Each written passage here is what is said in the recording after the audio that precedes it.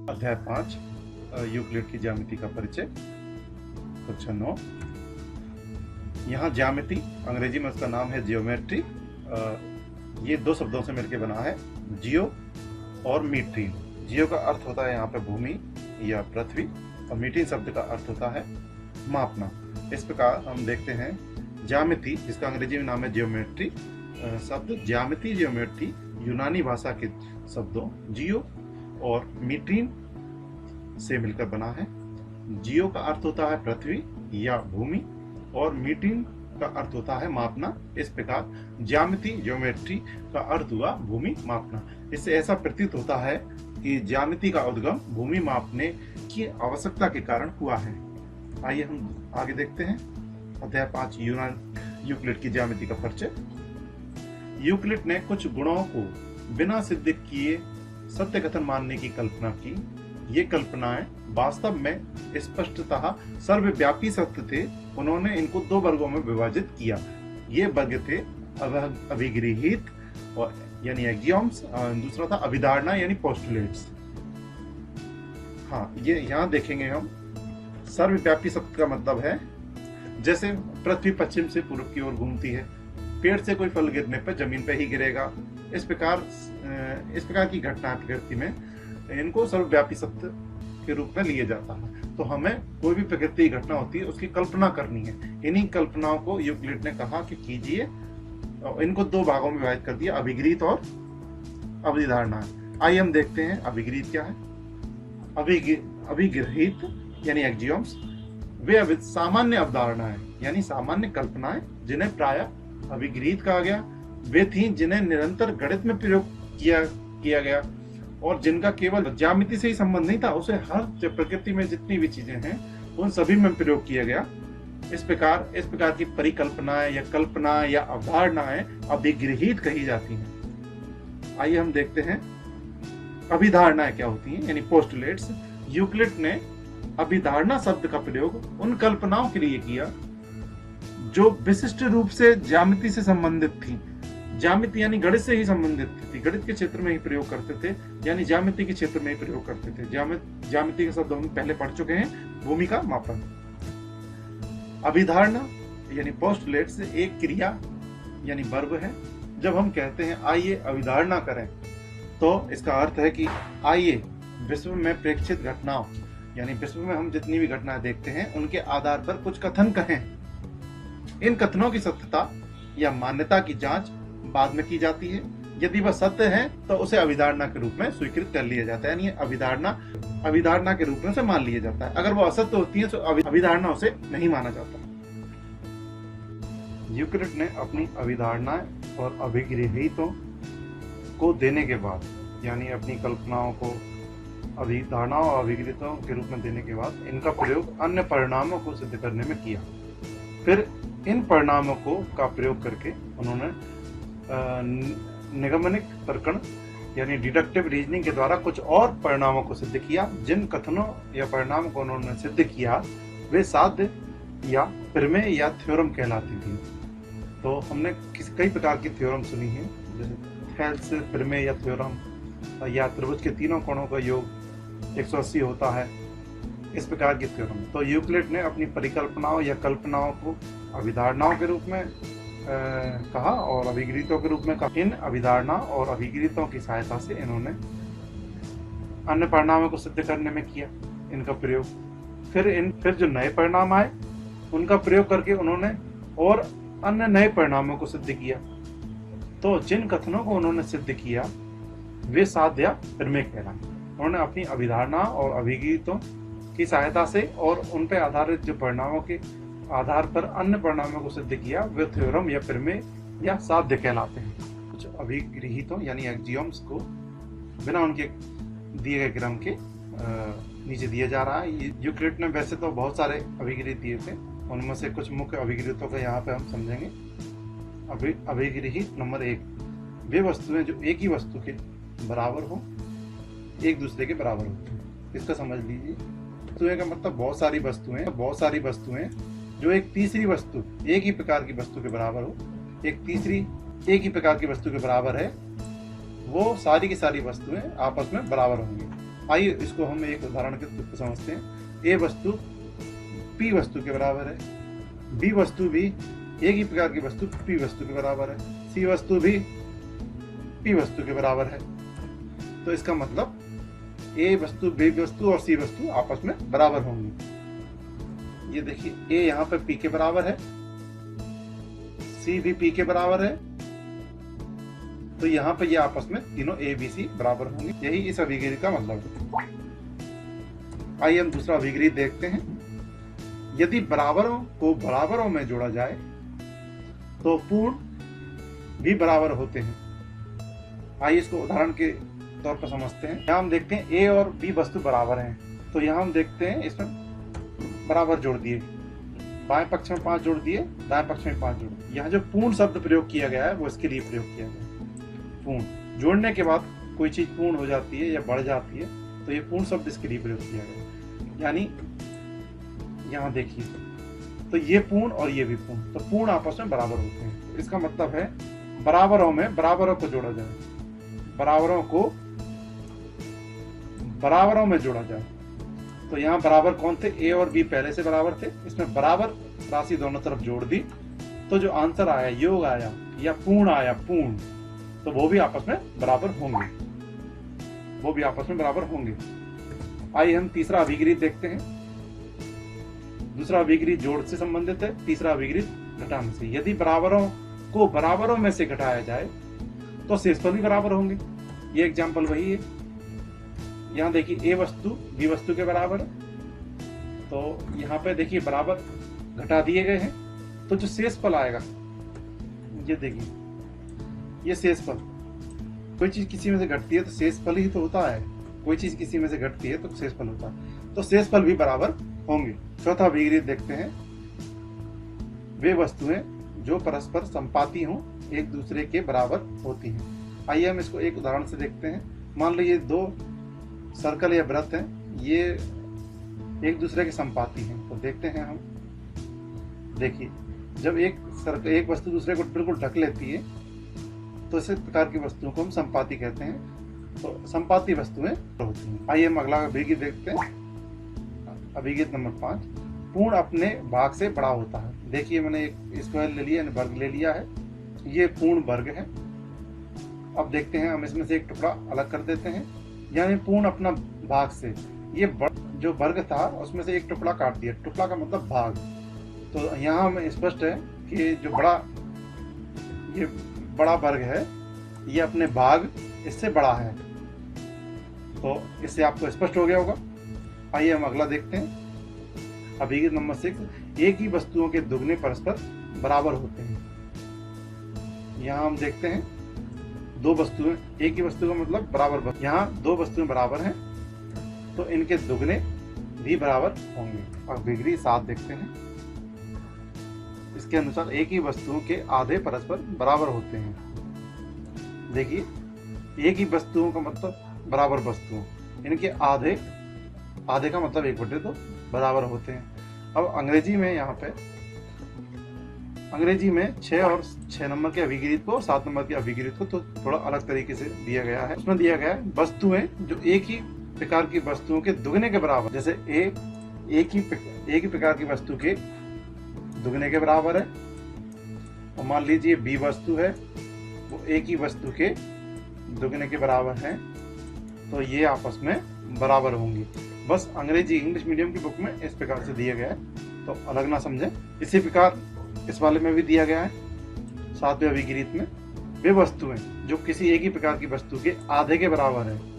तो वे वस्तुएं जो एक ही प्रकार की वस्तु के आधे के बराबर हैं, एक वस्तु ए हो गई, दूसरी वस्तु बी हो जाएगी जो एक ही प्रकार की वस्तु के आधे के बराबर, तो ये आपस में बराबर होंगे।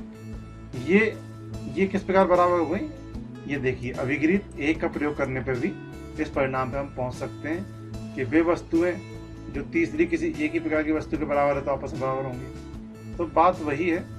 तो हिंदी मीडियम में इस प्रकार से दिया गया है और अंग्रेजी मीडियम में इस प्रकार से दिया गया, तो आप कंफ्यूज ना हो, दोनों ही सही है। आइए हम देखते हैं यूक्लिड के 7 अभिगिरितों को पढ़ा। आइए हम पढ़ते हैं यूक्लिड के 5 अभिधारणाओं। पहली अभिधारणा, एक बिंदु से किसी एक अन्य बिंदु तक एक ही सीधी रेखा खींची जा सकती है। आइए हम देखते हैं। एक बिंदु ले लिया, एक दूसरे बिंदु तक सिर्फ एक ही रेखा खींची जा सकती है।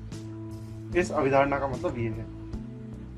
अब इसी से एक अन्य उन्होंने अभिगृहित अभिधारणा एक का प्रयोग करके अभिगृहित यानी एक्जियम बना दिया कि दिए हुए दो भिन्न अलग अलग बिंदुओं से होकर केवल एक अद्वितीय रेखा खींची जा सकती है। अद्वितीय रेखा का मतलब एक ही रेखा खींची जा सकती है दो बिंदुओं से होकर। ये वही है, एक बिंदु, दो बिंदुओं से होकर एक ही रेखा खींची जा सकती है। तो इसमें और इसमें कोई फर्क नहीं है, बस वो अभिधारणा के रूप में, ये अभिगृहित के रूप में, थोड़ा भाषा अलग हो गई है, तो इसको आप देख सकते हैं। आइए दूसरी अभिधारणा देखते हैं, 2 नंबर की। एक शांत रेखा को यानी टर्मिनेटेड लाइन, यानी इसको रेखाखंड बोल सकते हैं। एक शांत रेखा को अनिश्चित रूप से बढ़ाया जा सकता है, यानी दोनों ओर बढ़ाया जा सकता है। देखिए, 2 बिंदु लेके एक रेखाखंड ले लिया। शांत रेखा का मतलब होता है, ये देखिए, शांत रेखा का मतलब होता है रेखाखंड। तो एक रेखाखंड को अनिश्चित रूप से बढ़ाया जा सकता है, यानी दोनों ओर अनिश्चित रूप से। ये देखिए, दोनों ओर अनिश्चित रूप से बढ़ाया जा सकता है। इस अभिधारणा 2 का ये अर्थ है। आइए हम इसकी तीसरी अभिधारणा देखते हैं। किसी को केंद्र मानकर, यहाँ अर्थ होगा किसी बिंदु को केंद्र मानकर और किसी त्रिज्या से एक वृत्त खींचा जा सकता है। एक मान लीजिए, एक बिंदु केंद्र मान लिया, एक त्रिज्या ले ली, तो ये त्रिज्या लेके अपने एक वृत्त खींच सकते हैं। इसका मतलब ये है। आइए हम चौथी अभिधारणा को देखते हैं। सभी समकोण एक दूसरे के बराबर होते हैं। समकोण का यहाँ पे मतलब होता है, समकोण का मतलब होता है 90 अंश का कोण। तो सारे 90 अंश के कोण बराबर होते हैं। आइए हम एक आयत ले लेते हैं। इसके चारों कोण हम जानते हैं समकोण होते हैं, तो ये चारों कोण आपस में बराबर होंगे।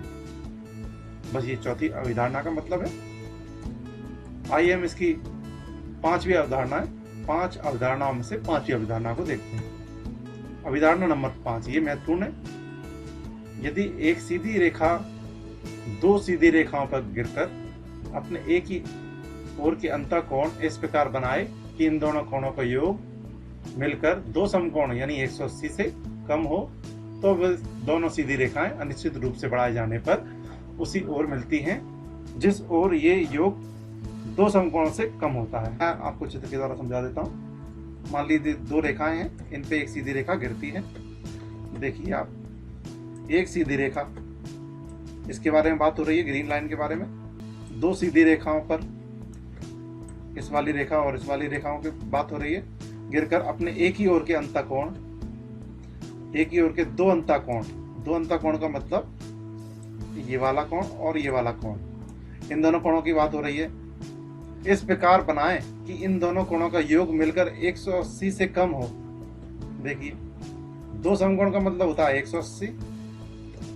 180 और उनसे कम होना चाहिए इन दोनों का। मान लीजिए ये कोण 60 अंश का है और ये कोण 70 अंश का है, तो इन दोनों का कोण योग कितना हो जाएगा? 60 और 70 130 हो जाएगा। तो इन दोनों कोणों का योग इन दोनों कोणों का योग 180 से कम है। इसका मतलब जिधर इन दोनों कोणों का योग 180 से कम है, यानी कि रेखाओं को इस तरफ बढ़ा, रेखाएं किस ओर मिलेंगी? रेखाएं इस ओर बढ़ाने पर एक दूसरे को काटेंगी। बस इसी का मतलब यही है। इधर देखो, ये 90 से ज्यादा आएगा, ये भी 90 से ज्यादा आएगा, तो इन दोनों का योग 180 से ज्यादा होगा, तो ये कभी भी नहीं कटेंगी। ये इधर बढ़ाने पे कभी भी प्रतिच्छेद नहीं करेंगी। आइए हम अच्छे डायग्राम से देख लेते हैं। ये मैंने 90 अंश नापने के लिए बनाया है। ये देखिए, ये मान लीजिए 60 अंश का है, ये 70 अंश का है। इन दोनों का योग 180 से कम होगा। 60 और 70 का योग कितना हो रहा है? 130। तो इन दोनों का योग 130 है, जो कि 2 समकोण यानी 180 से कम है। तो इसका मतलब इसी ओर दोनों रेखाओं को बढ़ाने पर वो प्रतिच्छेद करेंगी या मिलेंगी। तो अतः आशा करता हूँ आपको ये समझ में आया होगा को हल करते हैं। प्रश्न क्रमांक 1, निम्नलिखित कथनों में से कौन से कथन सत्य हैं और कौन से कथन असत्य? अपने उत्तरों के लिए कारण दीजिए। पहला क्वेश्चन, एक बिंदु से होकर केवल एक ही रेखा खींची जा सकती है। आइए हम, ये असत्य है क्योंकि एक बिंदु से अनंत रेखाएं खींची जा सकती हैं। देखिए एक बिंदु ले लिया, इससे देखिए एक रेखा खींच सकते हैं, दूसरी खींच सकते हैं, तीसरी खींच सकते हैं, चौथी खींच सकते हैं। इस प्रकार कई रेखाएं खींची जा सकती हैं। कई का मतलब अनेक रेखाएं खींची जा सकती हैं। दूसरा क्वेश्चन, दो भिन्न बिंदुओं से यानी दो अलग अलग बिंदुओं से होकर जाने वाली असंख्य रेखाएं होती हैं। अभी हम पढ़ चुके हैं कि दो बिंदुओं से होकर केवल एक रेखा खींची जा सकती है। असत्य, क्योंकि दो भिन्न बिंदुओं से होकर केवल एक रेखा खींची जा सकती है। यूक्लिड की अवधारणा एक से, अवधारणा एक में अपन ने पढ़ चुके हैं। एक बिंदु, दूसरा बिंदु, इससे एक ही रेखा खींचेंगे, एक से ज्यादा रेखाएं नहीं खींचेंगी। और इसी प्रकार तीसरा विकल्प देखते हैं, एक शांत रेखा। शांत रेखा का मतलब रेखाखंड। शांत रेखा दोनों ओर अनिश्चित रूप से बढ़ाई जा सकती है, ये भी अपन पढ़ चुके हैं। तो ये सत्य है क्योंकि यूक्लिड की अवधारणा 2 के अनुसार एक मान लीजिए रेखाखंड है, उसे दोनों तरफ अनिश्चित रूप से बढ़ाया जा सकता है। ये देखिए, तो इस प्रकार ये सत्य है। आइए हम देखते हैं प्रश्नावली 5 क्या अगला प्रश्न क्रमांक 1 का चौथा, यदि दो वृत्त बराबर हैं तो उनकी त्रिज्याएं बराबर होती हैं। तो इसका हम देते हैं, ये सत्य है क्योंकि दो बराबर वृत्त संपाती होते हैं, अतः उनके संपाती होने के कारण उनके केंद्र, त्रिज्या, परिधि सभी चीजें बराबर हो जाती हैं। ये हमने यूक्लिड के अभिक्रित 4 में पढ़ा था। मैं आपको देख देता हूँ। मान लीजिए दो वृत्त हैं, तो इस वृत्त में आप देखिए ये परिधि है, ये परिधि है, ये परिधि, ये केंद्र,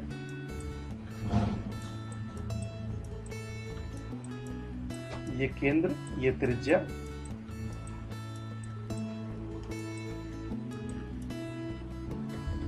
तो इस प्रकार हम देखते हैं दो वृत्त बराबर हैं तो 100% वो संपाती होंगे, यानी एक दूसरे को ढक लेंगे। जिस प्रकार हमारे दोनों हाथ एक दूसरे को ढक लेते हैं, उसी प्रकार बराबर वृत्त एक दूसरे के संपाती होते हैं। जब संपाती हो जाते हैं तो उनकी सारी केंद्रीय बराबर होगा, त्रिज्या भी बराबर होगी और उसकी परिधि भी बराबर हो जाएगी। यूक्लिड के अभिक्रित 4 के अनुसार वे वस्तुएं जो परस्पर संपाती होती हैं एक दूसरे के बराबर होती हैं। तो ये यूक्लिड के अभिक्रित 4 का प्रयोग है, इसके अनुसार ये सत्य है। तो 5वां विकल्प देखते हैं, एक आकृति दी है जिसमें ए बी बराबर पी क्यू और पी क्यू बराबर एक्स वाई, और तो सिद्ध कीजिए ए बी बराबर एक्स वाई होगा। उत्तर, ये सत्य है क्योंकि यूक्लिड का अभिक्रित पहला प्रयोग करेंगे। इसमें वे वस्तुएं जो एक ही वस्तु के बराबर हों एक दूसरे के बराबर होती हैं। यहाँ मैं इसको आपको समझाता हूँ। ए बी बराबर पी क्यू, देखिए यहाँ पे ये दिया है, फिर देखिए एक्स वाई बराबर पी क्यू, ये भी दिया है।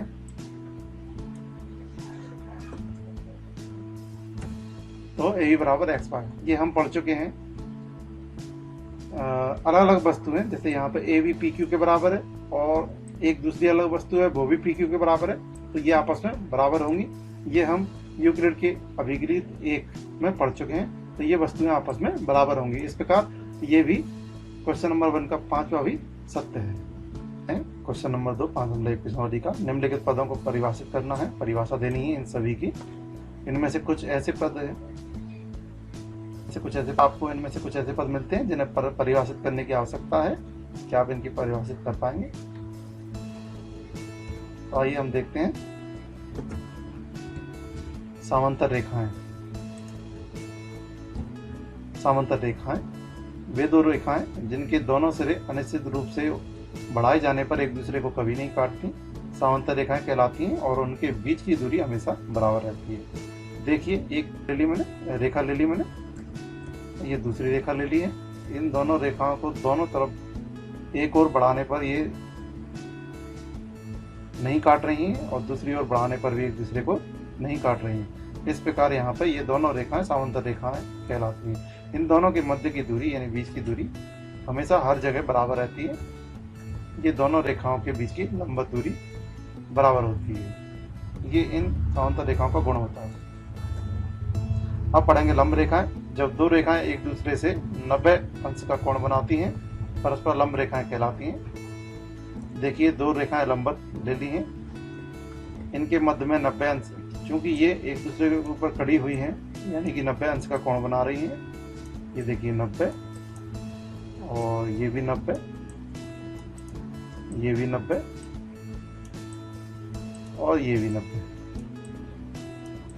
इस प्रकार मान लीजिए ये रेखा L है और ये रेखा M है, तो यहाँ L रेखा और M रेखा परस्पर लंबवत रेखाएं, लंब रेखाएं कहलाएंगी। इसका तीसरा क्वेश्चन देखते हैं। रेखाखंड। किसी रेखा के किन्हीं दो बिंदुओं के बीच की दूरी को हम रेखाखंड कहते हैं। एक लंबी रेखा ले ली, इस पे हम मान लीजिए A और B नाम की एक रेखा है, इस पे दो बिंदु ले लेते हैं, एक बिंदु P, एक बिंदु Q। इन दोनों के बीच की मध्य की दूरी को यानी P और Q का जो रेखाखंड टुकड़ा कटेगा वही रेखाखंड कहलाएगा। इसका चौथा देखते हैं। वृत्त की त्रिज्या क्या होती है? किसी वृत्त के केंद्र से वृत्त की परिधि को मिलाने वाले बिंदु को मिलाने वाले रेखाखंड की लंबाई को वृत्त की त्रिज्या कहते हैं, यह कहलाती है। ये मान लीजिए एक वृत्त है, इसका केंद्र हो गया है, परिधि पे एक बिंदु ले लिया है, इन दोनों को मिलाने वाली रेखा, देखिए ये रेखा हो गई। आप फिर से देख लीजिए, वृत्त का केंद्र और परिधि के किसी बिंदु को मिलाने वाली रेखा को, रेखाखंड को हम त्रिज्या कहते हैं। यानी इसको O मान लेते हैं, इसको A मान लेते हैं, तो OA एक त्रिज्या को दर्शाता है। वर्ग। ऐसा चतुर्भुज जिसकी चारों भुजाएं बराबर हो और प्रत्येक कोण 90 अंश का होता है, वर्ग कहलाता है। जैसे एक मान लीजिए वर्ग ले लिया, चाहे चतुर्भुज ले लिया, इसके चारों कोण देखिए 90 अंश के हैं और इसकी प्रत्येक भुजा आपस में बराबर है। ये देखिए, तो इस प्रकार के चतुर्भुज को हम वर्ग कहते हैं। यहाँ शब्दों को परिभाषित करने के लिए किस किस शब्दों को परिभाषित करना पड़ेगा? यहाँ रेखा शब्द को परिभाषित करना पड़ेगा, यहाँ परिधि को भी परिभाषित करना पड़ेगा, रेखाखंड को भी परिभाषित करना पड़ेगा, इसमें भुजाओं को परिभाषित करने की आवश्यकता होगी, कोण को परिभाषित करना की आवश्यकता होगी, क्योंकि इसमें पूछा गया था। तो ये आपको नहीं, सिर्फ आपको परिभाषा याद करना है। यहाँ दो अभिधारणाएं दी गई हैं, उन पर विचार करने के लिए कहा गया है। प्रथम अभिधारणा, दो भिन्न बिंदु A और B दिए रहने पर एक तीसरा बिंदु C ऐसा विद्यमान है जो A और B के बीच स्थित है। मान लीजिए A बिंदु, ये B बिंदु, ये A बिंदु हो गया, ये B बिंदु हो गया, तो ये रेखा हो गई। अब इनके बीच में एक C बिंदु ऐसा विद्यमान है, इस पे हमें विचार करना है। दूसरा, यहाँ कम से कम ऐसे 3 बिंदु विद्यमान है जो एक रेखा पर स्थित नहीं है।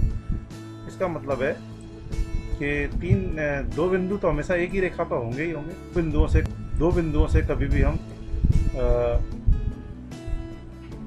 पता नहीं कर पाएंगे कि वो रेखा पे है कि नहीं। इसके लिए 3 बिंदुओं की आवश्यकता होती है। देखिए, अगर ये तीनों बिंदु एक ही रेखा पर होंगे तो यहाँ तीसरा बिंदु एक रेखा पर स्थित नहीं है। तो कम से कम 3 बिंदु पता करना है। अगर कोई बिंदु किसी रेखा पर स्थित है कि नहीं, 2 या 2 से अधिक, तो कम से कम 3 बिंदु लेना चाहिए। आइए हम इसमें 3 क्वेश्चंस पूछे हैं। क्या इन अभिधारणाओं में कोई अपरिभाषित शब्द है, ये पूछा गया है। दूसरा, क्या ये अभिधारणा अविरोधी है, दूसरा क्वेश्चन पूछा गया है। तीसरा, क्या ये यूक्लिड की अभिधारणाओं से प्राप्त होती हैं, यूक्लिड की अवधारणाओं से प्राप्त होती हैं, स्पष्ट कीजिए। आइए हम इनके उत्तर खोजने की कोशिश करते हैं। पहला देखते हैं, पहले क्या इनमें कोई अपरिभाषित शब्द है, इसका उत्तर देखते हैं हम। हाँ, उनमें कई अपरिभाषित शब्द हैं। सबसे पहले, यदि ए बी या रेखा पर तो तीसरे बिंदु का स्थान निर्दिष्ट नहीं करता। फिर ए बी से होकर गुजरने वाले बिंदुओं की अनंत संख्या हो सकती है और हमें नहीं पता कि कौन सा विद्यमान बिंदु सी को रखता है। इसका मतलब है ए और बी एक रेखा दी है, उनके बीच में अनंत बिंदु होते हैं, तो उन्होंने कहा है ये सी बिंदु उनके बीच में है, पर उसकी स्थिति ये नहीं बताई गई है ए और बी के अनंत बीच में अनंत जब अनंत बिंदु है तो सी वो कौन सा बिंदु है जो उनके बीच में स्थित है। तो यहाँ ये अपरिभाषित शब्द है। दूसरा देखते हैं, क्या ये अभिधारणा अविरोधी हैं? इसके बारे में देखते हैं।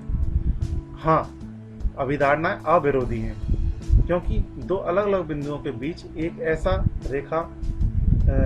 रेखा पर भी असीम रूप से कई बिंदु हैं और हमेशा दो बिंदुओं से गुजरने वाली एक अद्वितीय रेखा होती है, और इसलिए कम से कम 3 बिंदु मौजूद होते हैं जो एक ही रेखा पर नहीं होते। मैंने आपको बताया था, एक ही रेखा पर जब बिंदु चेक करना हो तो कम से कम 3 बिंदु लेना चाहिए। 3 बिंदु सही स्पष्ट होती है, क्योंकि दो बिंदु तो किसी भी रेखा पर होंगे ही। तीसरा पूछा गया है, क्या ये यूक्लिड की अवधारणाओं से प्राप्त होती हैं? तो इसके बारे में भी देखते हैं।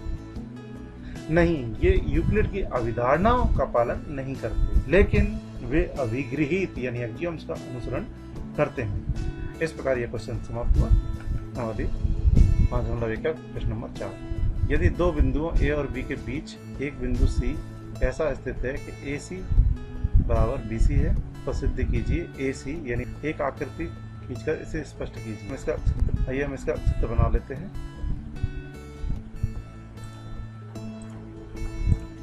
हल, ये देखिए बिंदु ए और बी एक रेखा खींच दी, इसके बीच में बिंदु एक सी है, इस प्रकार स्थित है।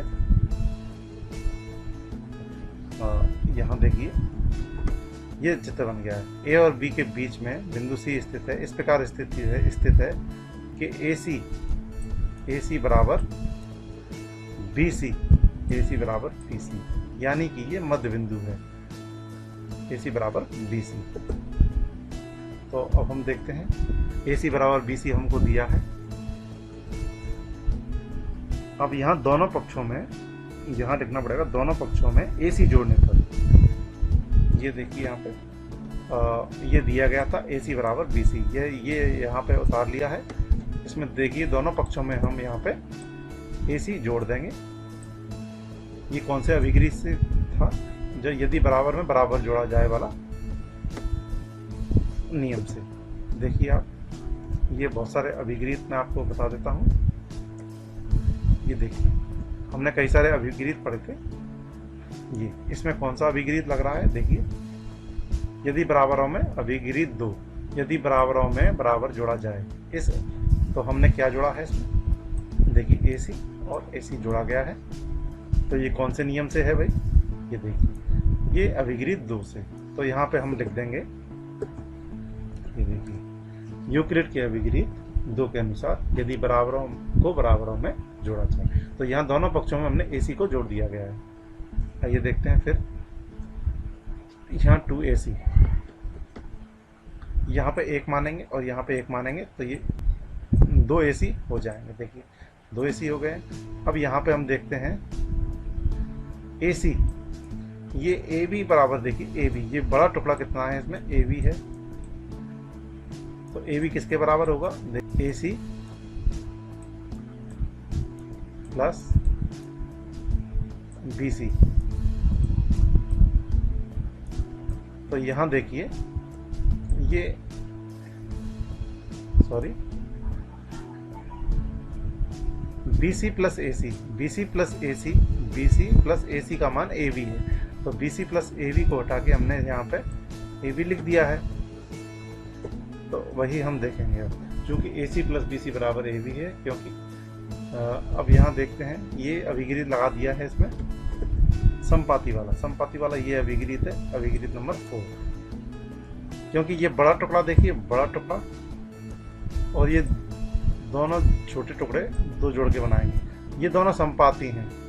देखिए, क्योंकि एक ही रेखा पे है इसलिए समपाती हैं, तो दोनों बराबर हो गए। ये देखिए, ये टुकड़ा ये दोनों टुकड़ों को जोड़ के बनाया है, और AB टुकड़ा जो बड़ा टुकड़ा है, दोनों समपाती हैं इसलिए बराबर हो गए। समपाती वाली चीज़ें बराबर होती हैं। ये चौथे अभिगृहित में हमने सीखा है। तो देखिए अब 2AC। अब ये बताया था एक, ये कौन सा अभिगृहित था?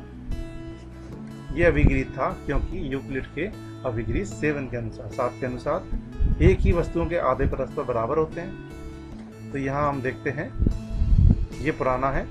तो ये जब दो वस्तुएं बराबर हैं, देखिए, तो इनके आधे भी बराबर होते हैं। यहाँ इसके यहाँ कर देते हैं हम।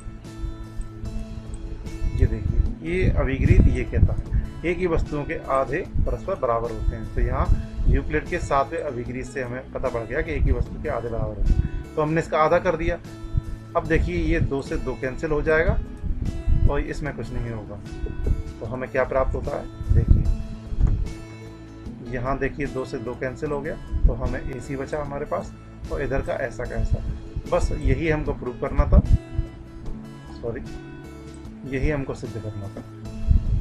तो ये हमारा सिद्ध हो चुका। ये हो गया आंसर, ये हो गया आंसर।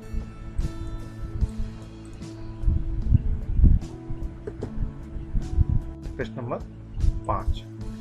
प्रश्न नंबर 4 में AB रेखाखंड का मध्य बिंदु है। मध्य बिंदु दिया है, सिद्ध कीजिए कि एक रेखाखंड का एक और केवल एक ही मध्य बिंदु होता है। यानी एक रेखा, पिछले क्वेश्चन नंबर 5 क्वेश्चन नंबर 4 से रिलेटेड है, यानी संबंधित है। इसलिए अब हम क्वेश्चन नंबर 4 को समझेंगे पहले, कि हमने क्वेश्चन नंबर 4 में क्या समझा था। देखिए, ये देखिए क्वेश्चन नंबर 4 में ये था, यहाँ देखिए, इससे हमने ये निष्कर्ष निकाला था। क्वेश्चन नंबर 4 में हमने ये सिद्ध किया था कि AC, देखिए AC ये है, AC यानी एक आधा टुकड़ा, आधा जो टुकड़ा है AC आधा टुकड़ा है, अपने पूरे टुकड़े AB, यानी ये यहाँ पूरे टुकड़े AB का आधा होता है। यानी AC, एक बार फिर से देख लीजिए, इसका मतलब है ये आधा टुकड़ा, यानी AC अपने पूरे टुकड़े के, पूरा टुकड़ा कितना है, AB, इसका क्या होता है, आधा होता है। जब क्या है, C क्या है, मध्य बिंदु, मध्य बिंदु।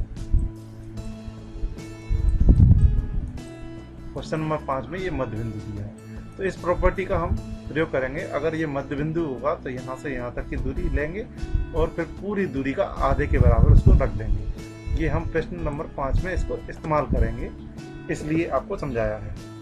आइए प्रश्न नंबर 5 का हल देखते हैं। दिया है, सबसे पहले क्या दिया है, माना C, और चूंकि हमें यहाँ सिद्ध करना है कि एक ही मध्य बिंदु होता है, तो यहाँ शुरुआत में हम मान लेते हैं कि यहाँ पे C तो मध्य बिंदु मानते ही हैं, एक और मान लिया कि एक और मध्य बिंदु है, यानी AB रेखाखंड के 2 मध्य बिंदु हैं। फिर हम आगे सवाल देखते हैं। ये देखिए AB एक रेखाखंड ले लिया, एक मध्य बिंदु मान लिया C और दूसरा मध्य बिंदु मान लिया हमने D। तो इस प्रकार हमने मान लिया कि AB रेखाखंड के 2 मध्य बिंदु हैं, C और D। आइए प्रश्न 4 में हम सिद्ध कर चुके हैं कि AC बराबर 1/2 AB। यहाँ हम देखते हैं,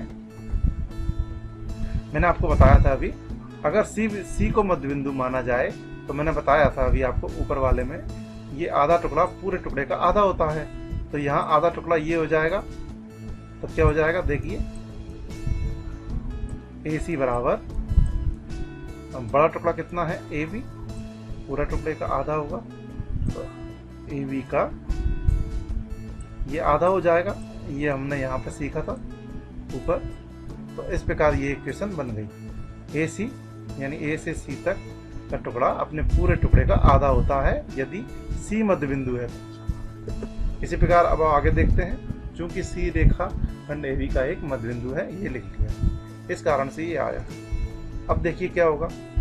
अब मान लीजिए D मध्य बिंदु है। चूंकि D रेखा AB का एक मध्य बिंदु है, चूंकि हमने दो मध्य बिंदु माने हैं। अब की बार यहाँ पे D को मध्य बिंदु माना है। अब इसको भूल जाइए थोड़ी देर के लिए। अगर D को मध्य बिंदु माना है तो इसी प्रोसेस से, पिछली वाली प्रोसेस से क्या होगा, ये छोटा टुकड़ा हो जाएगा। कितना हो जाएगा, AD।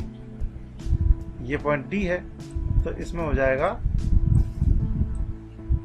आज जो आधा टुकड़ा है, आधा टुकड़ा कितना है इसमें, AD, क्योंकि D को मध्य बिंदु माना है। तो पूरे टुकड़े यानी AB, देखिए आप AB का क्या हो जाएगा, आधा। इसी समीकरण को हमने यहाँ पे लिख दिया है। आपको आ गया होगा समझ में। अब देखिए, अब यहाँ यूक्लिड का हम एक और अभिग्रीत लगाएंगे। ये क्या हुआ देखिए, मतलब चूंकि अभिग्रीत एक ये कहता है कि वे वस्तुएं जो एक ही वस्तु के बराबर हों आपस में एक दूसरे के बराबर होती हैं। तो ये यूक्लिड का हमने पहला अभिग्रीत लगाएंगे यहाँ पे। देखिए AC इसके बराबर है, देखिए AC एक ही प्रकार की वस्तु के बराबर है और AD भी एक ही प्रकार की वस्तु के बराबर है। तो ये दोनों आपस में बराबर हो जाएंगे, यानी AC बराबर हो जाएगा AD के, AC बराबर हो गया AD की। अच्छा, ये कब संभव है? अब ये कह रहे हैं कि A से C तक की दूरी, A से C तक की दूरी, यानी कि A से C तक की दूरी और A से D तक की दूरी दोनों कैसी आ गई?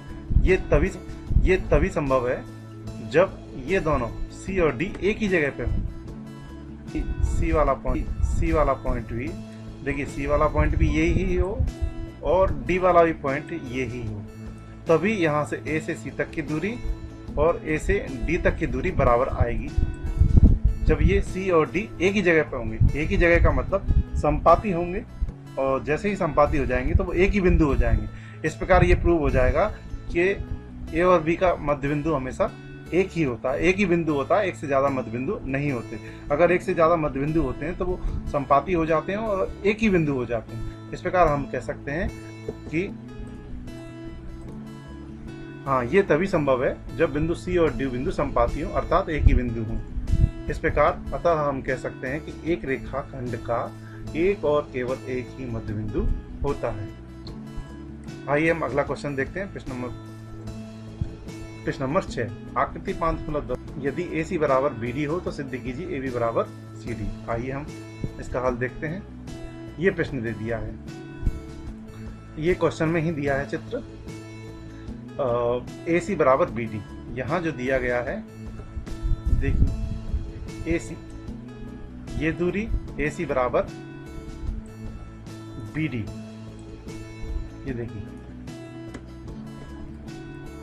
सॉरी, AC बराबर, देखिए AC बराबर यहाँ दिया गया है BD। ये दोनों दूरी कैसी दी गई है? बराबर दी गई है। AC बराबर BD दिया गया है। हमें सिद्ध करना है कि AB और CD, हमें सिद्ध करना है कि AB और CD ये दोनों आपस में बराबर है। तो क्वेश्चन आपको समझ में आ गया होगा। आइए देखते हैं, जो हमें दिया है वो हमने उतार दिया है। AC बराबर BD, चूंकि AC का मान कितना है भाई? AB plus BC। तो देखिए दोनों के मान रख दिए गए हैं, ये देखिए, ये क्वेश्चन में हमें यदि करके दिया था और ये उतार दिया गया है। अब AC का मान कितना आएगा भाई? इसमें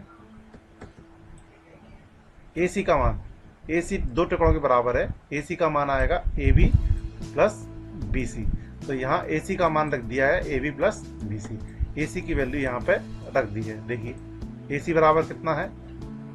AC बराबर है AB प्लस BC, ठीक है। अब देखते हैं यहाँ पे BD बराबर कितना है? BD, तो B से D तक की दूरी देखिए, ये BD हो जाएगा। तो BD बराबर कितना हो जाएगा? ये देखिए BC प्लस CD, तो ये हो जाएगा BD। BD यहाँ से यहाँ तक है, तो BD का मान हो जाएगा BC प्लस CD। तो यहाँ पे देखिए BD की जगह पे BD का मान कितना है? BC plus CD। तो BD की जगह पे कितना लिख दिया है यहाँ पे? ये देखिए BC प्लस CD। बस AC का मान लिख दिया यहाँ चित्र में, देखिए AC बराबर AB प्लस BC और BD बराबर BC प्लस CD। ये BD का मान रख दिया, ये AC का मान रख दिया। आइए आगे देखते हैं हम। अब दोनों पक्षों, ये उतार लिया है। अब दोनों पक्षों में हमें क्या करना है? एक दूसरा अभिग्रीत लगाएंगे हम, इसमें दोनों पक्षों में हम BC घटा देंगे। तो इस नियम को कौन सा अभिग्रीत कहते हैं? यहाँ देखिए अब क्या होगा, BC घटा दिया है, BC से BC कट गया और देखिए फिर BC से BC कट गया। ये किस नियम से हुआ है? चूंकि अभिग्रीत 3 ये कहता है कि यदि बराबरों में से बराबर घटाया जाए तो शेष फल बराबर होता है, इसलिए दोनों पक्षों में हमने BC को घटा दिया है। देखिए ये दोनों पक्षों में हमने BC और BC घटा दिया है, और ये BC से ये BC कट गया है और ये BC से ये BC कट गया है। देखते हैं हम क्या बचा, ए बी बराबर सी डी। बस यही हमें प्रूव करना था, यही हमें सिद्ध करना था। इस प्रकार ये क्वेश्चन हो गया है। आइए हम अगला क्वेश्चन भी देख लेते हैं। क्वेश्चन नंबर 7, यूक्लिड के अभिगृहितों की सूची में दिया गया अभिगृहित 5 एक सर्वव्यापी सत्य है, क्यों माना जाता है? देखिए, ये ध्यान दीजिए कि यह प्रश्न 5वीं अभिधारणा से संबंधित नहीं, अभिधारणा की बात नहीं हो रही है, यहाँ पर अभिगृहित 5 की बात हो रही है। इसे सर्वव्यापी क्यों माना जाता है? सर्वव्यापी सत्य क्यों माना जाता है? सर्वव्यापी सत्य का मतलब है सभी जगह सत्य रहने वाला। इसका देखते हैं हल। अभिगृहित 5 क्या है? पूर्ण होता है, भाग से बड़ा होता है। आइए इसका देखते हैं। आइए हम अपने शरीर पर विचार करें। उदाहरण के लिए हमारा शरीर अपने शरीर के किसी भी हिस्से या भाग की तुलना में बड़ा होता है। जैसे हमारा पूरा शरीर है वो हाथ से बड़ा होता है, हाथ एक शरीर का भाग है। सिर से पूरा शरीर बड़ा होता है।